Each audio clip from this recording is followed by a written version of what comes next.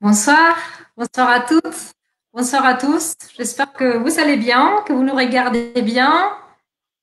Comme chaque semaine, on est ensemble pour cette aventure de live qu'on a mis en place pendant le confinement. On est déjà déconfinés, mais on va continuer à le faire parce qu'on trouve que c'est une expérience enrichissante pour tous. On passe des bons moments ensemble. Et ce soir, je vous invite à répondre ensemble à la suivante question. Comment enseigner à la maison à un enfant avec des besoins spécifiques? Pour répondre à cette question, on ne va pas les faire seuls. On a la chance d'avoir une experte parmi nous. Je vous présente Lydie. Bonsoir. Bonsoir Lydie. Voilà, ravie de partager un moment avec vous ce soir. C'est partagé. Et donc, du coup, on a la chance d'avoir Lydie Laurent, qui est enseignante spécialisée dans les troubles spécifiques des apprentissages, fondatrice du réseau Epsilon à l'école. Elle est plus que formée à beaucoup de choses, mais bon, je vais mentionner deux choses qui vont être importantes pour ce soir. L'analyse appliquée du comportement et bien sûr un Montessori. Et en plus, elle a une autre casquette. Elle est maman d'un enfant diagnostiqué avec autisme sévère, donc qui s'est très bien sorti, qui progresse vraiment bien, parce que actuellement il est déjà un bac pro, non? Mais voilà, Oui. donc expérience dans votre vie personnelle, dans votre vie professionnelle pour répondre et pour nous accompagner aujourd'hui à cette question de l'enseignement à la maison. Donc, je vais vous laisser avec Lydie Laurent et après, je reviendrai à la fin pour les 15 minutes à la fin des questions on va répondre en direct. Donc, voilà, je vous invite à prendre note de cet atelier, de toute la sagesse de Lydie. Et si vous avez des questions, n'hésitez pas à nous mettre un commentaire et à la fin, on répondra ensemble. Ça vous va? Merci beaucoup. Bon atelier à tous. À tout à l'heure. Merci Sarah, à tout à l'heure. Donc, ravie de partager ce moment avec vous. Donc, comme Sarah vous a souligné, voilà, je suis formée à Montessori, ce qui m'a permis, voilà, de découvrir des outils pédagogiques très très pertinents pour des élèves à besoins particuliers. Et j'ai eu aussi la chance, grâce à mon fils, d'être formée en analyse appliquée du comportement. Donc, c'est une science qui explique comment l'être humain apprend en interaction avec son environnement. Et là, du coup, dans cette science, on met en évidence des procédures d'enseignement qu'on appelle fondées sur la preuve, c'est-à-dire qu'en fonction des certaines difficultés que rencontrent des enfants ou des élèves, on sait que voilà, si on les stimule et qu'on, d'une certaine façon, eh bien, on va favoriser leur apprentissage. Donc, ce soir, dans un premier temps, voilà, j'ai choisi de partager avec vous une présentation de la leçon en 3 temps Montessori. Alors d'abord, vous faire un petit extrait de cette leçon en 3 temps classique et ensuite de voir donc les adaptations que l'on peut faire pour favoriser les apprentissages voilà, des enfants à la maison ou même aussi voilà, à l'école en les stimulant davantage et en leur apportant beaucoup de plaisir aussi pour que leur cerveau enregistre tout ce que l'on veut leur enseigner. Et puis, donc du coup, je vais voilà partir là-dessus. Je vais bouger un petit peu mon écran pour vous faire des présentations concrètes et vous en montrer voilà différentes étapes. Donc, ce que je vous propose dans un premier temps, c'est de vous présenter les étapes de cette leçon en 3 temps classique Montessori, qui a pour objectif d'enseigner de façon très explicite du vocabulaire à un enfant. Donc, l'objectif est d'enseigner le vocabulaire. Donc d'abord, on va partir de la présentation classique. Donc si vous êtes parent d'enfants en difficulté ou voilà ou enseignant pour des enfants à besoins particuliers, vous allez vous dire sûrement que voilà, c'est cette présentation, voilà, elle a un intérêt, mais qu'il reste quand même des enfants en difficulté avec cette technique d'enseignement. Donc ensuite, on va voir comment elle peut être adaptée. Donc je montrerai un exemple et puis après dans les échanges, voilà, on pourra parler d'autres adaptations parce qu'il y a plusieurs voilà, façons d'adapter. Mais ce soir, en tout cas, j'essaierai d'en présenter une avec vous pour des élèves qui présentent beaucoup de difficultés. Alors, du coup, J'ai pris comme exemple au niveau du matériel scolaire, donc pour enseigner du vocabulaire sur du matériel scolaire. Mais ce que je vais vous présenter là maintenant, ça peut être fait avec des objets du quotidien, une fourchette, un couteau, une cuillère. Ça peut être aussi fait avec voilà des images. J'ai fait exprès de prendre des objets 3D parce que du coup, on va faire en sorte aussi de voilà, vous allez voir que l'enfant explore de façon sensorielle le matériel pour qu'ils puissent voilà, explorer les éléments pertinents qui font qu'on appelle un objet d'une façon particulière. Alors, du coup, dans la façon classique chez Maria Montessori, on va mettre les objets que l'on souhaite, dont on souhaite enseigner le vocabulaire devant l'enfant. Alors là, du coup, j'ai pas un enfant à côté de moi, donc je vais parler un peu pour aussi expliquer voilà l'enseignement. Donc, on va mettre 3 choses voilà devant l'enfant. Donc, si je suis voilà l'enseignante ou le parent, je vais toucher le matériel voilà pour en mettre en évidence les éléments caractéristiques, les attributs essentiels. Et ensuite, je vais donner l'objet à l'enfant pour que lui aussi puisse voilà l'explorer sensoriellement. Et quand il aura aussi exploré sensoriellement, je nomme l'objet, donc une règle. Donc là, voilà, je montre l'objet, je touche les éléments caractéristiques de l'objet, je donne l'objet à l'enfant pour que lui, à nouveau, l'explore sensoriellement, un stylo.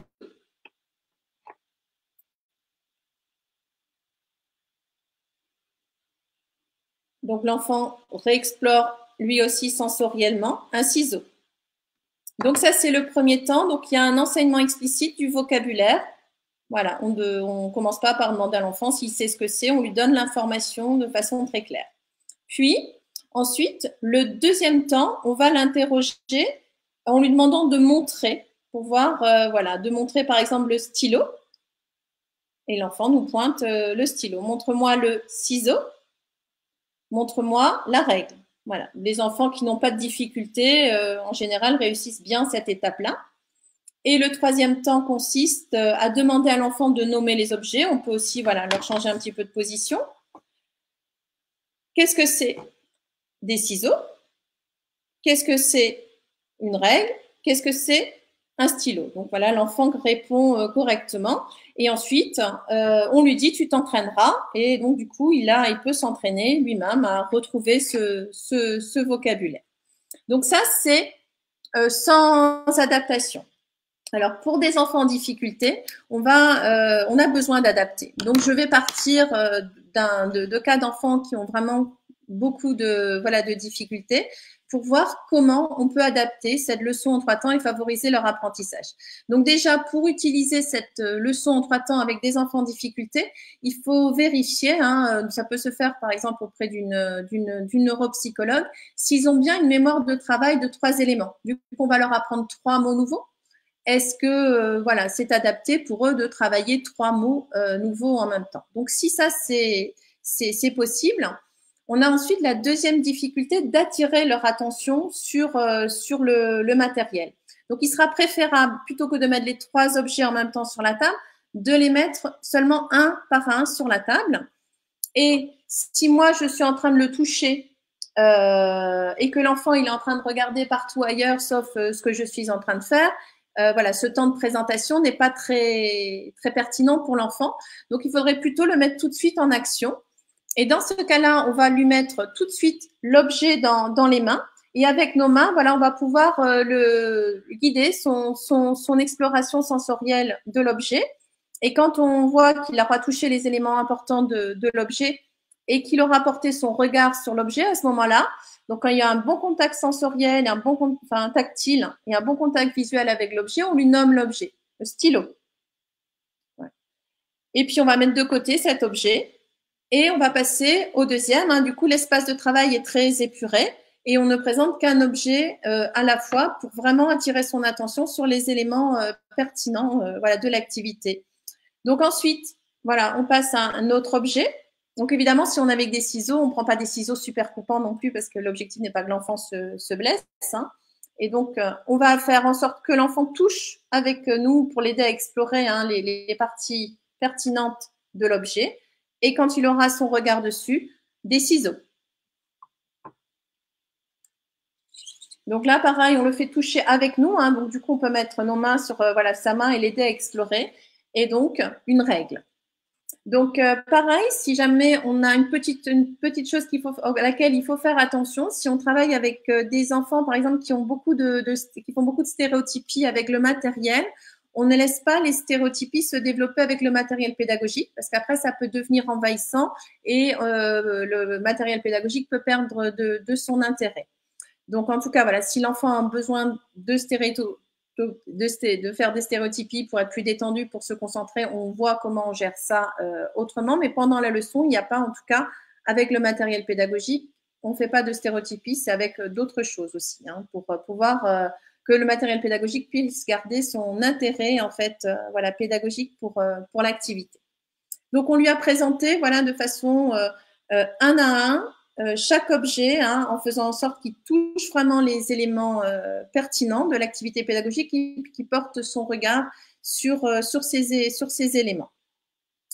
Donc ensuite, on va pouvoir poser les 3 objets à nouveau sur la table devant l'enfant, comme je le fais ici, et on va lui demander de montrer les objets. Mais du coup, on va rajouter cette fois-ci un enseignement sans erreur, c'est-à-dire qu'on va le guider pour pas qu'il fasse d'erreur.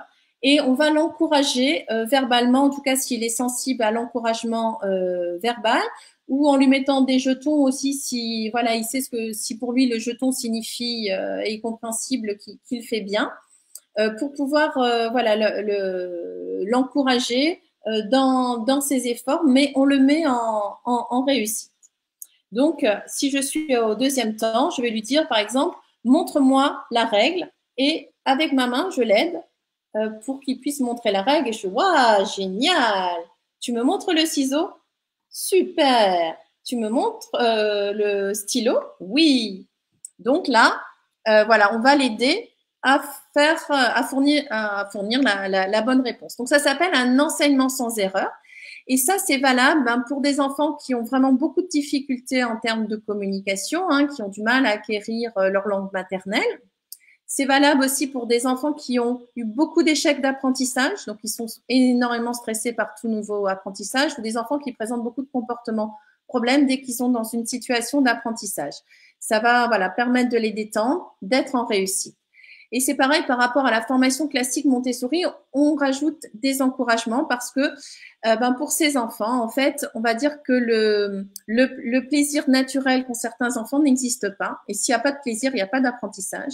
Donc, du coup, si nos encouragements, notre voix ou des jetons les aident, eh bien, on va les encourager de cette façon-là. On verra ensuite comment on fait en sorte voilà, d'estomper toutes les guidances que l'on est en train de mettre.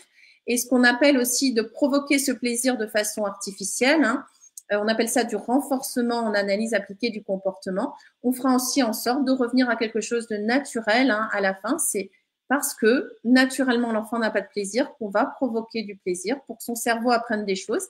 Évidemment, notre objectif, c'est qu'il trouve du plaisir comme tout le monde, et qu'un jour, là, si je suis sur cet exemple du matériel scolaire, s'il a envie voilà, d'un ciseau pour faire un joli découpage, qu'il soit capable de le demander parce qu'il maîtrise ce vocabulaire. Et là, il aura un plaisir naturel à redemander, à utiliser tout ce qu'il a appris. Donc, là, 2e temps, vous avez vu, j'ai mis une guidance, on va dire, physique totale pour que l'enfant ne se trompe pas quand il répond. Donc, pareil, quand je vais passer au 3e temps, c'est-à-dire quand je vais demander à l'enfant de nommer le vocabulaire, je vais lui redonner la réponse derrière. Donc, ici, si je lui demande qu'est-ce que c'est, je lui dis des ciseaux et lui répète des ciseaux. Yes. Qu'est-ce que c'est une règle? Qu'est-ce que c'est une règle? Oui, génial. Qu'est-ce que c'est un stylo? Qu'est-ce que c'est un stylo? Oui, super. Donc, je l'encourage aussi, hein, mais je lui donne toute l'aide possible pour que vraiment, voilà, il soit en parfaite réussite. Donc, en fait, la guidance que l'on doit mettre au départ, ça va être là c'est des guidances assez fortes, hein, mais je vais en tout cas mettre la guidance qui est efficace pour que l'enfant soit en réussite, qu'il arrête d'être en échec. Et évidemment, s'il a un peu plus de compétences, je choisis une guidance moins intrusive. Mais en tout cas, s'il a beaucoup de difficultés, je mets beaucoup d'aide. Si un enfant n'a pas développé un langage vocal, je m'arrête juste au temps 2. C'est-à-dire que je ne vais pas lui demander de nommer les choses, sauf s'il a un moyen de communication alternatif et qu'il connaît ces mots en langue des signes ou avec des images, mais autrement, voilà, je travaille déjà le temps 2 pour lui permettre aussi d'enrichir son vocabulaire. Donc, une fois qu'on a mis ces guidances, eh bien, pour que l'enfant gagne en autonomie, devienne plus libre et apprenne à s'en servir, il faut estomper les guidances. Donc, on va voir voilà, des exemples sur le temps 2 et le temps 3, comment on peut procéder pour estomper les guidances. Alors, je reviens ici. Et donc, voilà, au départ, je lui demandais à l'enfant, montre-moi par exemple le stylo, et je mettais ma main sur ma main, et voilà, comme ça, il ne pouvait pas se tromper. Une technique pour estomper, c'est ensuite de changer la position de ma main pour ma guidance. C'est-à-dire qu'à un moment donné, je peux le guider juste au niveau du poignet. Montre-moi le stylo, et je me tiens jusqu'à son poignet. Puis après, au niveau de l'avant-bras, montre-moi le stylo, ici. Pour finir, après, juste avec un petit coup de pouce derrière le coude, montre-moi le stylo. Et après, je n'ai plus besoin d'aide, montre-moi le stylo, quelle que soit la position. Voilà, l'enfant aura eu suffisamment d'entraînement pour pouvoir réussir à montrer le stylo. Et j'ai petit à petit enlevé toute mon aide. Alors, la question qui se pose, c'est à quel rythme on estompe cette aide. Si je suis avec un enfant qui a vraiment beaucoup de difficultés, je vais travailler à 3 jours avec l'aide choisie, la plus efficace, jusqu'à ce que je le sente détendu et à l'aise, 3 jours consécutifs avec cette aide. Et après, voilà, j'estompe petit à petit, je passe à une guidance moins intrusive. C'est-à-dire que là, si j'étais main sur main, après, je me mets juste à son poignet, juste à son avant-bras, et de jour en jour, comme ça, on passe à des guidances moins intrusives. Si un enfant a un meilleur niveau, voilà, je peux aussi l'échauffer, on va dire, un petit peu avec une guidance totale assez forte. Et très vite, pendant l'entraînement, j'essaye voilà, d'estomper les guidances. Et je valide que l'enfant a appris. Hein, après une nuit de sommeil, quand la première fois que je fais l'activité, eh bien, l'enfant est capable de me montrer, voilà, ou de me nommer les objets hein, sans aucune guidance et sans aucune aide. Et là, du coup, on revient à une situation voilà, plus naturelle. Donc après, quand on interroge aussi le matin l'enfant après une nuit de sommeil, si par exemple on arrive à l'étape où on n'a pratiquement plus de guidance, ce qui va être important, c'est de l'interroger d'abord en lui demandant lui de nommer le vocabulaire. C'est-à-dire que je ne vais pas faire le temps de montre-moi, je vais d'abord faire qu'est-ce que c'est en premier. Pourquoi? Parce que je veux vérifier que le vocabulaire commence à rentrer dans la mémoire à long terme de l'enfant. C'est-à-dire qu'après une nuit de sommeil, c'est lui qui doit le premier renommer les choses. Donc le matin, voilà, la première fois que l'enfant fait l'activité, c'est qu'est-ce que c'est une règle? Mais waouh, t'es un champion, il s'en souvient, c'est génial. Qu'est-ce que c'est un stylo? Super. Qu'est-ce que c'est des ciseaux? C'est un champion, voilà, il a parfaitement voilà réussi. Et quand pendant 3 jours consécutifs il a réussi comme ça sans aide et sans enseignement, on peut considérer voilà que c'est acquis. Et ensuite on travaille à l'utilisation de ce vocabulaire voilà dans la vie dans la vie quotidienne. C'est quand même l'objectif principal de gagner en autonomie dans la vie quotidienne et de pouvoir voilà s'en servir.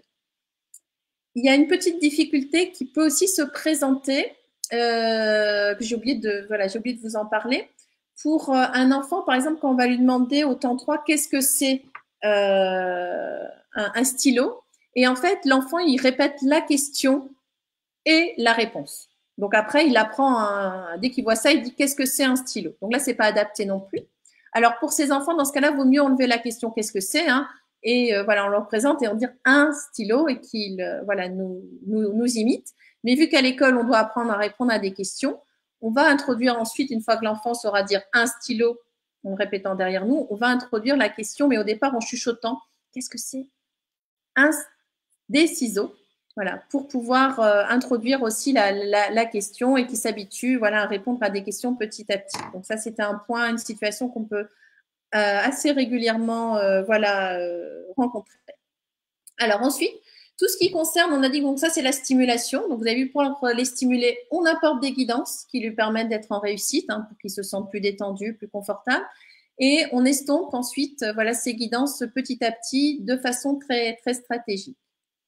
On a aussi vu que nous, on rajoutait du plaisir, on va dire un peu artificiel, hein, parce que pourquoi dans la vie, quand on nomme un stylo, on n'est pas toujours en train de nous dire bravo, c'est L'intérêt, c'est d'avoir vraiment le stylo.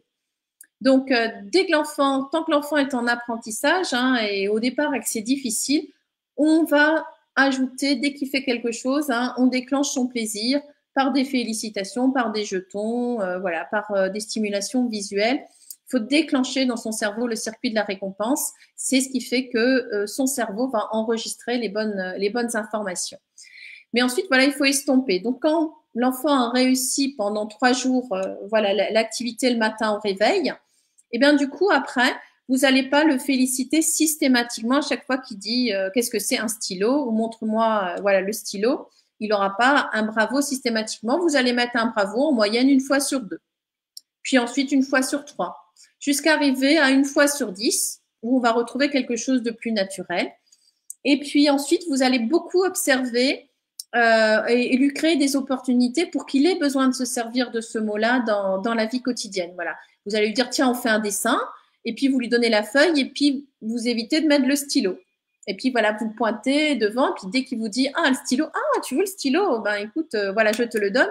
Et là, on revient à du renforcement, voilà, naturel, jusqu'à ce que l'enfant soit même capable de vous demander un stylo sans que vous le mettiez sous son nez. Hein. C'est-à-dire qu'il a juste sa feuille, il a besoin d'un stylo parce qu'il a envie de dessiner, et qu'il pense, voilà, à vous demander voilà un stylo. Et dans ce cas-là, quand vous avez observé ensuite que l'enfant, dans voilà 2-3 situations de la vie quotidienne, il se sert de tout ce qu'il a appris avec vous dans les entraînements, bien ça veut dire que voilà ces mots-là sont acquis, que le plaisir naturel est de retour et c'est gagné.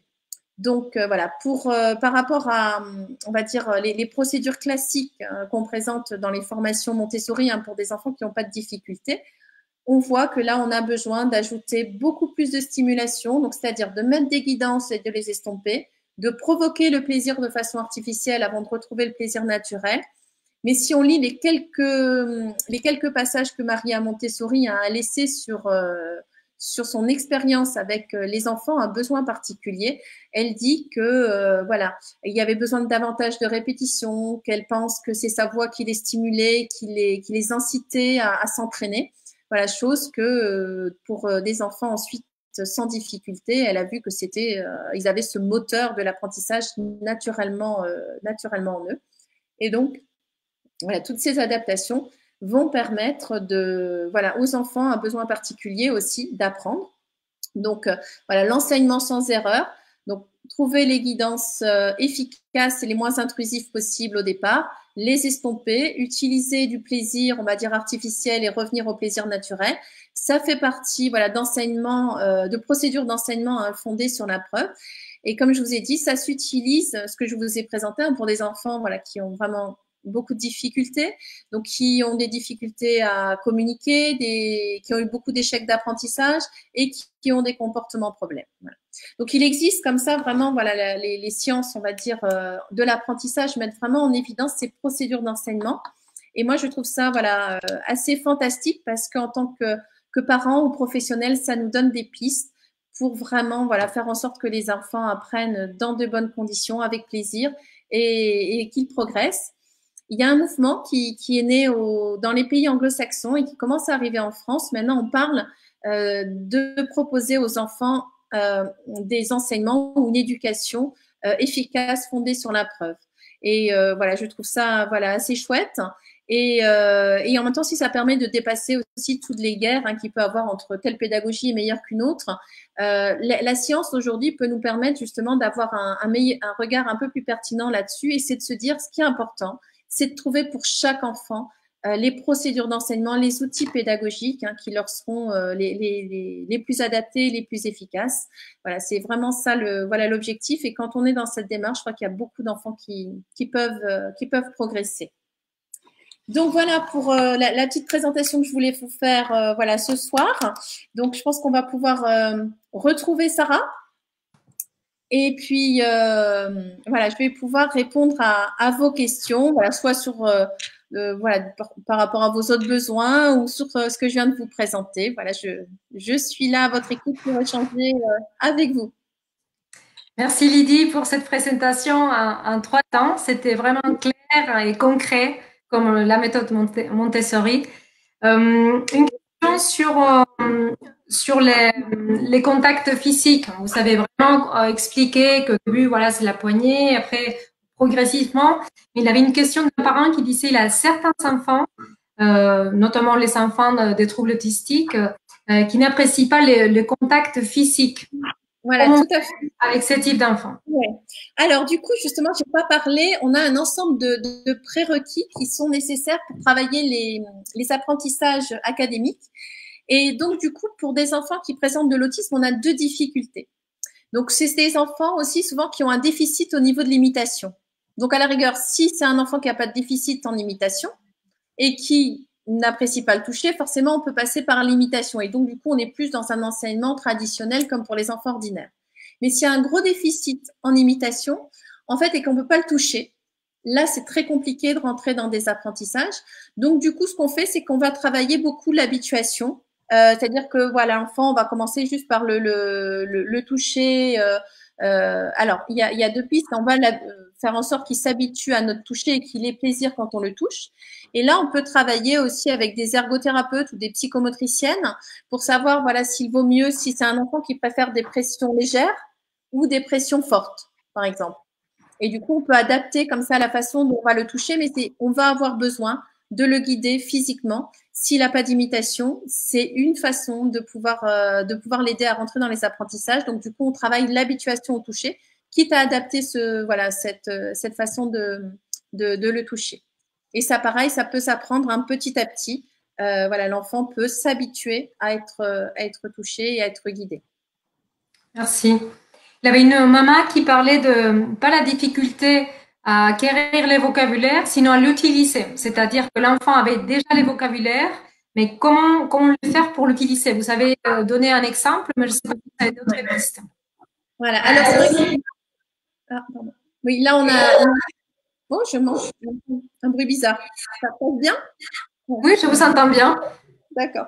Alors, du coup, oui, on a vu là, à travers cette leçon en 3 temps, il y a deux choses. On travaille le côté auditeur de l'enfant, il va nous montrer, et de nommer les choses présentes.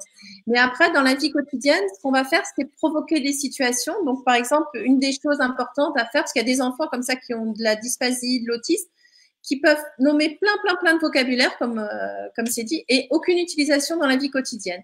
Donc, ensuite, on va créer des opportunités dans la vie quotidienne. Et on va en fait un peu saboter entre guillemets l'environnement pour qu'il ait besoin de faire des demandes. Donc c'est comme je disais, voilà, là je peux lui donner une feuille en lui disant tiens tu fais un dessin et je fais exprès de pas mettre le stylo. J'attends 3 secondes, je vois qu'il ne demande pas le stylo. Je le mets devant, s'il sait le tacter, il va me dire tout de suite le stylo. Voilà. Donc ça je peux lui donner tout de suite au départ, ah, tu demandes le stylo, tu as super bien demandé, je te le donne. Puis quand il a progressé un petit peu, voilà, pareil, je lui remets sa feuille.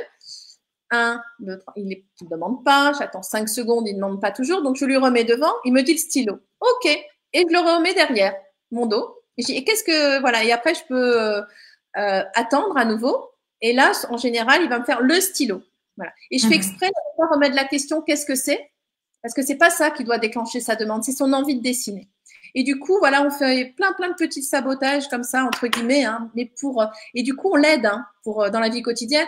Mais par exemple, voilà, on sait qu'il veut manger des gâteaux, mais qu'il sait pas ouvrir le paquet de gâteaux. Et ben, plutôt que de lui ouvrir, je fais exprès de pas l'ouvrir pour qu'il me dise ouvre. Voilà. Et du coup, on va provoquer comme ça le fait qu'il ait besoin de communiquer. Et alors, ce qu'il faut savoir, c'est que quand on travaille là-dessus, c'est super intensif pour l'avoir vécu en tant que maman, parce que si on copie le développement des enfants ordinaires, quand l'enfant se met à faire des demandes, il fait 20 à 100 demandes par heure. Et là, ça veut dire qu'il faut avoir une imagination débordante avec son enfant à la maison, là, pour l'avoir vécu, parce que tout est prétexte à lui faire demander. C'est-à-dire qu'ils ont un trouble du développement, ils ont des difficultés, et du coup, après, notre objectif est de le faire passer par les mêmes phases de développement que les autres enfants.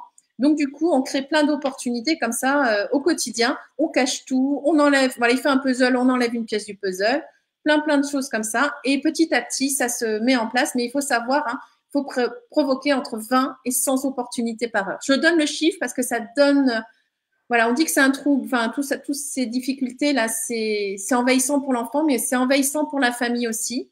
Après, ce que je peux apporter comme témoignage, hein, c'est que ça vaut le coup parce que l'enfant va progresser et on passe 4-5 ans derrière un gros marathon. et que voilà, il y a quand même du coup avec cet entraînement, cette stimulation, voilà, quand même on va dire un bon tiers des enfants qui progressent très vite, un autre tiers qui fait vraiment un grand bond. Et après, c'est vrai qu'il y a des situations des fois qui sont beaucoup plus compliquées quand il y a de l'épilepsie, notamment avec de pertes de compétences. Là, c'est plus compliqué, mais ça les aide quand même, voilà, d'être stimulés dans leur quotidien, hein, pour garder des compétences qui rendent leur vie confortable et agréable. Merci Lydie. Une autre question qui est en lien avec la présentation en 3 temps, parce qu'on a vu l'importance du concret, des objets et de pouvoir prendre l'objet. Donc pour les enfants ou les personnes qui ont des difficultés de préhension, comment on fait? Alors, ben, du coup, on va quand même. Alors, c'est sûr que du coup, il faut pouvoir toucher l'enfant, hein, pour pouvoir le guider physiquement. Et après, ben, c'est toujours ses compétences. Alors, c'est sûr que voilà, il y a un enfant qui peut avoir ce type de pince. Et peut-être qu'on le fera juste toucher comme ça, mais c'est son meilleur niveau de réponse. Au moins, il y a une exploration, voilà, sensorielle de l'objet. Alors après, évidemment, si on peut passer à voilà une autre pince, voilà, plus pertinente, c'est mieux. Et puis après, on essaiera que ce soit au bout des doigts. Et puis après, ben voilà, d'avoir une exploration comme ça beaucoup plus fine avec les doigts. On appelle ça travailler par façonnement. C'est-à-dire que l'enfant n'a pas le toucher le plus exact qu'on veut, mais qu'on accepte ses approximations parce qu'elles lui permettent quand même de recueillir un certain nombre d'informations. Et ça aussi, c'est à surveiller de jour en jour. Parce qu'évidemment, si je le laisse pendant 10 ans toucher comme ça sera un problème. Donc, si pendant voilà 3 jours, il touche ça très facilement de cette façon-là, après, je vais devenir plus exigeante. Je vais demander que le pouce passe en dessous. Et puis après, voilà, que ça devienne plus sur le bout des doigts. Et jusqu'à après, arriver sur, voilà, explorer sur la pince ou avec l'index. Et puis après, ben, ça dépend aussi, comme on a dit, hein, comment l'enfant voilà, tolère le toucher, comment il apprécie et comment du coup on peut nous le guider physiquement de façon la plus pertinente. Il y a des enfants qui ont des mains très molles, il y en a qui ont des mains très tendues et puis voilà d'autres qui ont une tension voilà adaptée. Mais donc ça, on va modeler, on va dire, hein, de jour en jour pour que voilà le geste de l'enfant aussi s'affine. Et ça, Maria Montessori hein, l'avait mis en évidence parce que dans ses présentations, il y a des touchés très précis du matériel pour toucher les éléments. Et en fait, quand on fait toucher les objets aux enfants, et ben du coup, on sait que ben, l'index souvent suit, le regard suit l'index. Et ça permet de valider en tant que parent ou enseignant que l'enfant a vraiment observé tout ce qui est important. C'est en fait, on lui dit, tu regardes bien ça, hein. Et puis là, voilà, tu regardes bien cette partie-là. Et quand lui il refait vraiment le toucher, on peut valider hein, qu'il a vraiment bien observé tout ce qu'on voulait. Donc on va voilà affiner tout ça petit à petit. Alors il y a une autre difficulté qu'on n'a pas pointée, c'est que voilà il y a des enfants qui ont vraiment beaucoup de difficultés dans la coordination oculo-manuelle, hein, d'avoir les yeux voilà sur le regard. Donc là, ben, du coup, on fait des exercices, pareil comme on apprend à imiter. On peut voilà travailler aussi beaucoup le regard en amont. Et ça, Maria Montessori le travaille à travers la vie pratique. Et puis, autrement, on peut travailler aussi en collaboration avec des orthoptistes qui font de la rééducation neurovisuelle, qui vont faire plein de petits exercices hein, pour faire en sorte que l'enfant voilà, améliore sa coordination oculo-manuelle. Et ça, c'est super important parce que là, on est sur des objets, mais sur une feuille à l'école, il y a vraiment beaucoup d'informations et il faut apprendre comme ça à explorer son environnement. Donc là, c'est plus hein, fait avant dans la pédagogie Montessori, dans tout ce qui va être vie pratique. On va beaucoup apprendre à l'enfant à regarder, voilà, sur des petits exercices simples. Les premiers, ça sera des versets, hein, où il faut passer d'un récipient à un autre, et du coup, les yeux, ben, ils doivent, voilà, gauche-droite, voilà, ils doivent suivre. Merci. Il y a une question qui revient dans les commentaires de nos participants et c'est souvent les enfants de TSA, des troubles du spectre autistique, ils ont les compétences. Mais ce qui est difficile, c'est les faire entrer dans l'apprentissage. Donc là, on a vu l'importance de plaisir, de renforcer. Il y a d'autres pistes en plus de ce que vous avez déjà dit? Alors après, ce qu'on va dire rentrer dans l'apprentissage, c'est en fait qu'ils apprennent naturellement. Alors, il y a des pivots, hein, en fait, des pivots de développement qui permettent à l'enfant d'apprendre naturellement. Mais souvent, c'est par beaucoup de stimulation sur plein d'exercices. Donc là, par exemple, on va faire beaucoup d'enseignements sans erreur hein, pour le vocabulaire. On a vu qu'on l'entraînait beaucoup à généraliser. Et ça, voilà, déjà, un enfant quand il commence à apprendre quelque chose et qu'il commence par lui-même tout seul à essayer des choses dans son environnement, c'est quelque chose de très positif. Et ça, par contre, des enfants en difficulté, souvent, eh ben, c'est une capacité qu'ils perdent assez vite parce qu'ils sont assez vite en échec d'apprentissage et c'est des enfants voilà, qui vont pas essayer 10 000 choses et ben, du coup, qui perdent en capacité d'apprentissage. Donc, en fait, d'apprendre par essai-erreur, il faut essayer et ne pas être décomposé. Donc, du coup, pour favoriser ce développement, ce qu'on peut faire, c'est que, mais ça demande énormément d'attention, on est toujours derrière l'enfant. Quand on le voit motivé par quelque chose dans sa vie quotidienne, hop, on va mettre la guidance qui fait qu'il va être en réussite parce qu'on sait qu'il est en difficulté. Et du coup, petit à petit, il va retrouver cette prise d'initiative d'aller essayer. Donc ça, c'est déjà apprendre par essai-erreur. Il faut voilà, restimuler l'enfant pour qu'il reprenne confiance dans ses tentatives dans la vie quotidienne. La deuxième chose, c'est l'imitation. On apprend énormément par imitation. Donc, c'est beaucoup travailler l'imitation. Et une imitation, voilà, c'est pareil. Au départ, on en prend à l'enfant à imiter avec des objets. Ensuite, des gestes globaux et puis des petits gestes. Et on le travaille jusqu'à observer que lui, spontanément, pareil, va se mettre à imiter des personnes dans l'environnement. Et s'il ne le fait pas, au départ, on peut aussi lui dire, tiens, tu fais comme lui, et on apporte des guidances pour que ce pivot du développement se mette en place. Il y en a 4 en tout. Hein. Donc, j'ai parlé de l'essai-erreur. Donc, on a parlé de l'imitation, prendre modèle sur les autres. Et ensuite aussi, on sait que normalement, à partir de 18 mois, quand l'enfant n'a pas de difficulté, il fait des liens entre ses apprentissages. Si par exemple, je lui apprends qu'un vrai chat, ça s'appelle un chat, et une photo aussi sur laquelle le chat est représenté, c'est un chat, et qu'ensuite je travaille avec la photo et que je lui dis que ça s'écrit C-H-A-T parce que ou que le mot écrit là c'est le chat aussi. J'aurais pas besoin de lui apprendre quand il voit un vrai chat comment ça s'écrit, il saura faire le transfert. Il fait des liens entre ses apprentissages. Les enfants en difficulté ont du mal et du coup il faut faire tous les liens dans les apprentissages au départ. Mais ce qui est positif, c'est que à force de l'aider à faire des liens, et du coup, à un moment donné aussi, de faire des liens entre les apprentissages se met en place. Et la dernière chose, c'est apprendre à l'enfant à suivre des règles, parce que ça les protège, parce que l'adulte va pouvoir le conseiller, lui donner plein de choses, et petit à petit aussi à observer énormément son environnement pour lui dégager des règles. Et une fois qu'on a remis en place ces 4 pivots du développement, là, on va constater que oui, l'enfant est dans un apprentissage. Et moi, pour moi, même avant, il était dans un apprentissage. Par contre, il avait besoin d'un apprentissage avec beaucoup de stimulation. Mais une fois que ces 4 pivots sont développés, l'enfant va être ensuite ce qu'on va nous appeler de façon ordinaire dans l'apprentissage parce qu'il n'y aura plus besoin d'un enseignement spécifique. Peu importe l'enseignant, peu importe le contexte, il va pouvoir saisir les informations pour pouvoir apprendre, se développer et s'épanouir. Merci. Je vous écoute et en même temps, je regarde les questions. C'est pas évident.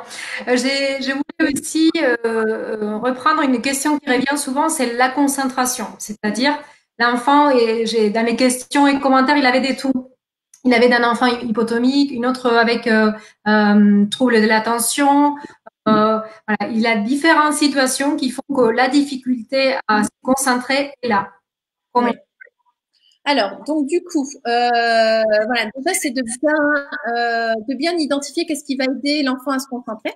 Et puis là, on sait qu'il y a du matériel pédagogique qui est même aussi proposé, voilà, chez Hoptoy, qui vont permettre d'aménager un environnement idéal. C'est-à-dire que si l'enfant est en difficulté, on peut lui créer un petit espace dans lequel sa concentration va être favorisée.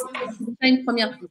Donc, par exemple, dans les enfants, il faut identifier déjà, il y a des enfants, par exemple, qui auront besoin de se sentir, voir quelle lumière on va mettre, un environnement pédagogique plutôt dépouillé, donc juste le matériel qu'on a besoin sur la table, un environnement où il n'y a pas trop de son.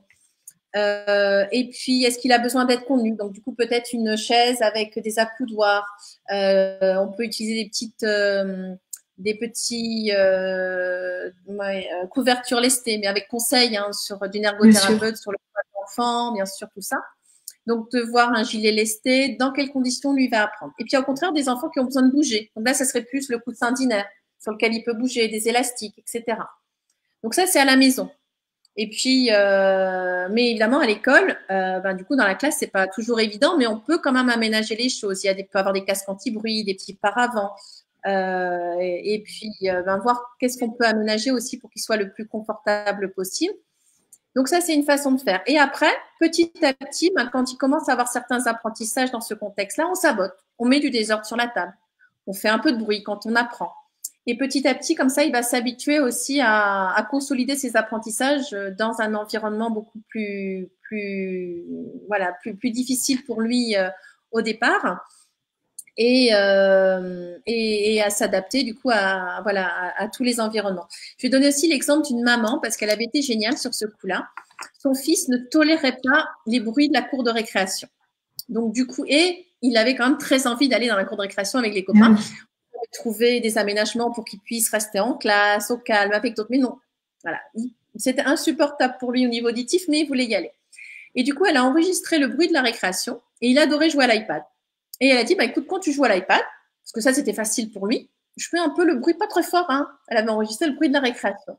Et puis, du coup, tellement fascinée par jouer à l'iPad qu'il tolérait ce petit bruit. Et petit à petit, elle a augmenté ce son-là. Et l'enfant s'est habitué à ce niveau sonore. Donc, il y a toujours, deux possibilités d'action. On adapte l'environnement autant qu'on peut. Ou, deuxième solution, on apprend l'enfant à s'habituer. Et une autre technique aussi, c'est de mesurer le temps de concentration de l'enfant. C'est-à-dire que moi, si par exemple j'ai un enfant qui a maximum 5 minutes de concentration, je préfère faire des petites séances de travail de 4 minutes. Comme ça, là, il est super concentré, on travaille très très vite et ensuite on refait une pause et on revient. Voilà. Et petit à petit, quand après je vois que c'est très confortable 4 minutes, je vais viser 4 minutes 30, 5 minutes. Et voilà, ce qui est important aussi pour que l'enfant continue à apprendre, c'est qu'il ait 4 questions, 4 activités faciles pour une activité en émergence. Et donc, du coup, il faut bien connaître son niveau. Et ça permet de développer la concentration. Voilà, parce que du coup, il n'y a qu'une petite question difficile sur toutes les autres. Après, on peut utiliser aussi une procédure qui s'appelle Stop, Listen, Go. Donc, c'est pour les enfants qui répondent avant d'avoir réfléchi. Donc, on fait hop, ils savent. Ah oui, c'est vrai, je dois me retenir. Donc, on dit écoute, voilà. Et ensuite, vas-y. Donc, du coup, on régule leur impulsivité, pour se mettre en place. Et après, quand ils grandissent, on peut, on a parlé de l'économie de jetons, mais on peut leur apprendre, eux, à se mettre des jetons quand ils respectent les règles. C'est-à-dire qu'on passe à l'autogestion, c'est eux qui se mettent leurs jetons. Et au bout d'un moment, ils n'ont même plus besoin de se mettre les jetons, ils auto-régulent leur processus de régulation. Et puis, à force de s'entraîner, ça finit par s'automatiser. Voilà, donc différentes pistes d'action. Super, merci pour toutes les pistes. Et bravo à cette maman pour l'idée de l'enregistrement. J'étais impressionnée. C'est super. Voilà. Donc, elle avait prévu, elle, de voilà, plutôt que le casque anti-bruit. Mais pour moi, les deux sont valables. C'est en fonction de la famille, en fonction de l'enseignante, en fonction de l'enfant qu'il faut choisir. Voilà, je trouve que c'est pas le débat, c'est pas dire que telle famille ou tel professionnel choisit mieux. C'est pour chaque enfant, on choisit le mieux. Et pour moi, on peut travailler l'adaptation de l'environnement ou l'habituation. Et puis, c'est pas des choix définitifs. On peut être dans une période où on adapte, une période où on s'habitue aussi, suivant la fatigue de l'enfant, de la famille, parce qu'après, ça demande beaucoup d'énergie au quotidien et on s'adapte. En lien avec ces pistes de concentration, Émilie Giraud vient de nous écrire et nous dire est-ce que l'usage du temps timer, je ne sais pas si vous connaissez, c'est l'outil pour la gestion du temps, est-ce que ça peut aider à la concentration ou ça peut embrouiller? Ça dépend. Là, c'est pareil. Il y a des enfants qui vont, ça va les aider parce qu'ils savent qu'ils ont quand ils lisent bien le temps, ils connaissent le time timer, ils se disent bon là, j'ai pas un trop gros effort à faire. Et du coup, ils s'engagent. Et il y en a d'autres, si le temps n'est pas adapté, ils vont se dire non mais là c'est pas possible. Et du coup, des fois, c'est des enfants même qui deviennent phobiques du time timer. Donc ça, c'est important les premières fois qu'on l'utilise. De l'utiliser en mettant des temps d'effort adaptés. Et c'est pareil d'apprendre dans la vie quotidienne, le temps, c'est quelque chose d'assez neutre. Donc, d'utiliser le time timer autant pour des activités de plaisir que pour des efforts. Et j'aime beaucoup aussi les petits sabliers là qu'il y a chez Octoys, parce que pour quand on apprend la notion de temps, même si l'enfant sait pas lire, je peux lui dire comme ça, écoute, là, tu dois encore travailler. Tu choisis 2 minutes ou 3 minutes. Voilà. Et au départ, ils choisissent complètement, au hasard. Et je peux faire la même question, mais là, tu veux jouer encore. Alors, tu choisis 2 ou 3 minutes. Voilà. Et du coup, cette petit à petit, comme ça, ils vont intégrer un peu des notions de temps, même s'ils savent pas lire l'heure. mais c'est important qu'on valide que ça a une signification pour l'enfant et de lui proposer un temps adapté les premières fois pour pas que ce soit une expérience voilà négative et que du coup ça peut être quelque chose qui lui dise ah bah oui là on m'en demande pas trop et c'est une indication visuelle et ça peut être rassurant voilà pour lui. Du coup de voir. À nouveau, l'importance vraiment de personnaliser et s'adapter vraiment à chaque. Oui, oui, c'est important. Bon, il a un sujet qui revient à chaque atelier et qu'on avait déjà discuté ensemble que sûrement ça allait arriver, c'est l'écriture. D'accord, l'écriture. Les lettres rugueuses et comment apprendre les lettres dans ces 3 temps. Il faut commencer par les scripts, s'il a des conseils à donner. Et aussi, une deuxième question liée à tout ça, c'est au niveau des enfants TSA qui ont des troubles ou des sensibilités sensorielles, comment faire avec ça? D'accord. Alors déjà, peut-être faire un peu plus sur les prérequis, parce que c'est important de lancer l'enfant dans l'apprentissage de la lecture s'il n'y a pas certains prérequis. Donc, on a dit voilà, qu'il tienne au moins 5 minutes à table, qu'il accepte d'être touché, qu'il ait du plaisir à travailler à table, des activités de plaisir, et qu'il ait de très bonnes performances visuelles et d'appariement.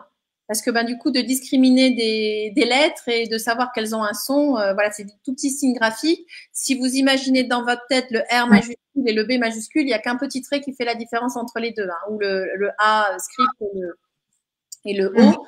Il y a peu de détails. Donc, de très bonnes performances visuelles et d'appariement aussi pour les enfants dessus. Alors, du coup, avant aussi d'attaquer les lettres rugueuses, il faut, suivant les performances visuelles de l'enfant, il y a certains, on va travailler plutôt les mots en global. Il y en a d'autres sur lesquels on va plutôt axer les syllabes et d'autres, voilà, si on le peut, on préférera cette méthode parce qu'il y a moins de choses à apprendre. On va préférer une méthode alphabétique et là, on pourra, oui, se servir des lettres rugueuses. Alors, pour les enfants ordinaires, il a été démontré par un chercheur qui s'appelle Jean Taz, qui travaille sur l'Université de Genève, que justement ce toucher des lettres rugueuses, il appelle ça le toucher haptique, favorise et accélère l'apprentissage de la lecture, en plus des activités de phonologie qui peuvent être faites et de l'enseignement explicite. Donc, du coup, après, s'il y a une difficulté sensorielle, on peut trouver une autre matière, mais il faut quand même préférer pas du creux, des choses plus en relief. Voilà, mais ça peut être une autre matière qui peut servir de lettres rugueuses. Donc ensuite, quelle police d'écriture choisir? Ça va dépendre un peu des compétences de l'enfant. Donc, si notre objectif, on sait que l'enfant va un bon potentiel, des bonnes performances visuelles, et qu'il a aussi des bonnes performances au niveau auditeur, qu'il entend, voilà, qu'il peut entendre les sons des lettres, des graphèmes, du coup, vaut mieux partir sur du minuscule script parce que c'est ce qu'on va utiliser en lecture. Okay. Et puis que voilà, on va pas, du coup, on essaye d'isoler les difficultés. C'est vrai que les lettres en cursif pourraient permettre de travailler aussi le geste de l'écriture en même temps, mais on sait qu'on peut utiliser des lettres mobiles et un clavier pour écrire si l'enfant a beaucoup de difficultés en praxis. Donc après, si c'est un enfant qui s'intéresse, par exemple, qui lit beaucoup de mots dans sa vie quotidienne, on va dire qu'il va lire des logogrammes et une personne analphabète peut lire à peu près 200 logogrammes dans sa vie quotidienne. Mais à force de regarder ça, il s'intéresse aux lettres. Il faut savoir que dans la vie quotidienne, on a beaucoup de lettres majuscules, bâtons. Donc du coup, s'il a été sensibilisé à ça, sur un clavier d'ordinateur aussi, c'est les lettres majuscules. Donc peut-être privilégier celle-là. Et si un enfant qui a de bonnes performances visuelles et qui peut assez facilement apprendre qu'un A se représente de différentes façons, on peut travailler avec les cursives aussi, parce que du coup il peut travailler avec les cursives s'il fait facilement la correspondance après avec le script. Donc voilà, ça c'est les premiers critères pour choisir. Donc ensuite, quand on touchera les lettres, du coup on va les toucher dans le sens de l'écriture. Et du coup, pour des enfants en difficulté qui ont peu d'imitation, il vaudra mieux toucher avec eux les lettres. Donc, on va d'abord essayer d'identifier des lettres qui vont pouvoir l'amener à lire un mot qui sera intéressant. Si on peut, un mot assez simple à écrire. Alors après, ça pourrait être une idée aussi. Je sais qu'on manque souvent sur le terrain. Donc, du coup, vous me direz si ça existe à Optoys, mais en tout cas, j'ai cherché beaucoup en France. C'est d'avoir les graphèmes rugueux en script. Ils sont sortis maintenant en cursive. Les graphèmes rugueux, par exemple, le OU, si on peut l'apprendre une chose, mais d'avoir voilà le ou, le on, le wa en script aussi comme une chose. Si par exemple l'enfant, voilà, on veut lui apprendre bonbon parce qu'on sait que ça c'est vraiment super motivant pour lui, bah, du coup ça serait bien d'avoir le b et le on. Donc, voilà. Pareil, on essaye de privilégier plutôt des consonnes longues. Voilà. Si par exemple, le mot Dora, le petit personnage Dora, c'est bon, il y a le d qui est difficile à entendre. Le O et le A, ça va, et le R, on peut le faire chanter plus longtemps. Donc ça, c'est intéressant. Alors, ça aussi, ça m'amène à dire qu'il vaudra mieux d'abord enseigner, si on veut apprendre à lire à un enfant, le son des lettres. Et c'est ce que faisait Maria Montessori, hein, le son des lettres, avant le nom des lettres, même si à l'éducation nationale, on est encore toujours beaucoup sur le nom des lettres, parce que l'émission du son des lettres, c'est ce qui va pouvoir amener voilà, l'enfant à lire hein, de façon fonctionnelle. Voilà déjà des grandes lignes. Après, c'est vrai que voilà, se former à apprendre à lire aux enfants des difficultés, on peut y passer voilà plusieurs heures. Mais voilà, j'espère que déjà avec ces petites pistes, ça permet d'avancer, donc retenir, voilà, travailler. Alors aussi, si les enfants sont en difficulté, plutôt que faire une leçon en 3 temps, faites une leçon, je vais dire travailler que sur un son au départ. Voilà. On va embrouiller quand un son est acquis, un deuxième, mais de bien se dire qu'on vise un premier mot fonctionnel. Et c'est pareil, ça doit devenir génial pour l'enfant de pouvoir. Alors, on va d'abord viser l'écriture du mot avec les lettres rugueuses ou des lettres mobiles avant la lecture. Et dès que l'enfant va ensuite écrire ce mot dans la vie quotidienne, il faut que ça soit génial pour lui. Parce qu'il faut qu'il en ait des bonnes expériences. Comme on a dit, c'est stimulation et plaisir. Donc, on est très stratégique. Comment on va rendre ça plaisant pour lui petit à petit. Et en tout cas, ce qu'il faut savoir aussi, c'est qu'il y a des enfants qui ne développent pas le langage vocal, mais qui peuvent apprendre à lire, à écrire. Et donc ça, il faut voilà que ça se sache, que ça se diffuse, parce que c'est aussi un moyen de communication voilà complémentaire pour les enfants. Là, j'ai une petite élève qui n'a pas de langage vocal. Elle était au PEX, donc petit à petit, on remplace des mots parce qu'elle arrive à lire de plus en plus de mots. Et du coup, ça a été génial parce qu'elle voulait du saumon. Alors, bon, tant pis, je dis le nom d'une marque, mais elle avait vu que dans la poubelle, il y avait Laberry comme marque. Et elle a été parce qu'elle a compris le sens que ça pouvait décrire. Et elle a été prendre des lettres mobiles sur le frigo pour remettre le nom de la marque pour expliquer à sa maman qu'elle voulait du saumon. Donc, c'était génial. Et elle n'a pas de langage vocal, mais ça l'empêche pas, voilà, d'être dans l'écriture et la lecture et de lui donner, voilà, plus de communication, voilà, plus de possibilités de s'exprimer et de demander les choses. Voilà. Et toujours, hein, comme ce que j'ai dit, comment on peut rendre ça fonctionnel dans la vie quotidienne, montrer à l'enfant qu'il peut avoir du plaisir. C'est ça qui va être son moteur d'apprentissage voilà, dans les séances qui peuvent être un peu difficiles pour eux. C'est un peu comme je dis, comme on va chez le kiné et quand on s'est blessé, c'est pas très agréable, il faut beaucoup s'entraîner. Mais après, voilà, le plaisir de retrouver de la mobilité physique, ben, ça va être le plaisir de pouvoir se servir de tout ça dans la vie quotidienne. Super, merci. L'importance des préécrits aussi et toutes les pistes, c'était super. Et effectivement, hein, les graphèmes rugueux existent et ils sont disponibles sur Optoy. Je pense que ma collègue Marianne a mis le lien. En script? En script? Je m'en souviens pas si c'est script. Je regarde. C'est les scripts que je cherche beaucoup. Mais si jamais c'est génial. Et puis du coup en formation, je peux dire que ça existe parce que voilà, c'était un besoin pour certains professionnels et parents. Et si ça existe, ça sera un réel confort pour nous tous. On va faire une dernière parce que le temps passe trop vite. C'est super intéressant. Et c'est une demande des Camille sur des livres, si vous pouvez conseiller sur la méthode Montessori, si vous savez des pistes ou quelques références à donner. Alors, du coup, c'est vrai que maintenant, il y a beaucoup de petits livres sur Montessori. Alors, Montessori, adapté, moi, c'est un livre que j'ai écrit, je sais pas du coup si j'en parle, donc qui fait le mixte, voilà, c'est le livre d'une classe à l'autre, les gestes professionnels qui favorisent, l'école inclusive. Et du coup, voilà, dans ce livre, je décris différentes procédures d'enseignement qui permettent ensuite d'adapter la pédagogie Montessori classique. Et puis, au sein d'Epsilon à l'école, hein, c'est ce qu'on propose, des formations qui mixtes. Enfin, on peut pas dire que ce sont des formations Montessori parce qu'on est beaucoup plus interventionniste et que dans les formations traditionnelles, justement, on apprend à mettre très peu de guidance parce que les enfants, naturellement, ont beaucoup de potentiel. Et là, nous, on va mettre beaucoup de guidance. Comme on a dit, on va provoquer le plaisir de façon artificielle avant de revenir au plaisir naturel. Du coup, ils peuvent s'ils veulent plus de renseignements, ils peuvent aller sur le site Epsilon à l'école. Et on a aussi donc développé une certification professionnelle en accompagnement et soutien scolaire spécifique qui est reconnue par l'État français, donc qui est inscrite au répertoire spécifique des certifications professionnelles et qui va faire former justement à toute cette pédagogie adaptée pour soutenir le développement des compétences académiques des enfants. Super. Donc, je pense qu'on arrive à la fin. J'ai remercié tous les participants. On a plus de 300 ce soir qui ont décidé de passer la soirée avec vous et avec moi. Je vous invite les gens à rentrer sur le site Epsilon à l'école s'ils veulent avoir plus d'informations sur les livres que Lydie vient de mentionner, sur les formations.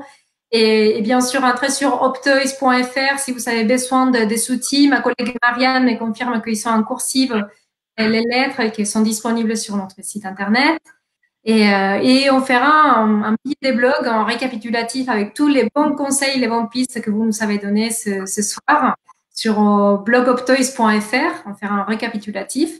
Il avait des questions sur est-ce que je vais pouvoir, j'ai raté les débuts, est-ce que je vais pouvoir revoir la vidéo? Mais bien sûr, cet atelier sera disponible toujours sur notre page Facebook d'Optoys, mais également sur notre chaîne YouTube. Donc, vous n'allez rien rater. Le replay sera toujours disponible. On organise chaque semaine des lives, donc vous êtes tous conviés au prochain live de la semaine prochaine. Qui sera autour d'un atelier inspiration sur la mise en scène pédagogique autour des bacs d'exploration et rendez-vous toujours sur optoys.fr. Je vous remercie vivement, Lydie Laurent, d'avoir joué le jeu, d'avoir passé cette soirée avec nous. Et puis, merci à Optoys de me permettre, voilà, aussi de partager, diffuser. C'est un plaisir. Ça fait voilà plusieurs fois qu'on monte des projets ensemble et c'est un vrai plaisir. Et c'est vrai que voilà, en tant que maman et enseignante, voilà, Optoys ça a aussi été pour moi voilà c'est vraiment un confort parce que vous réunissez des super outils et ça permet voilà de trouver du matériel de façon facile et efficace. Et puis voilà, je trouve très chouette aussi ce que vous avez lancé là pour diffuser, partager plein de belles choses sur la pédagogie. Donc, merci pour ce partage et cette belle soirée. Merci beaucoup. Merci à vous tous, à vous toutes. Aussi, un remerciement pour ma collègue Marianne qui était derrière en train de répondre à tous les commentaires avec des bons conseils, des pistes et des liens qui elle n'a pas arrêté aussi. Donc voilà, c'est tout un travail en équipe et voilà, c'est aussi grâce à vous parce que vous êtes là. Donc merci beaucoup à toutes, à tous. Je vous souhaite une excellente soirée et à la semaine prochaine. Au revoir. Au revoir.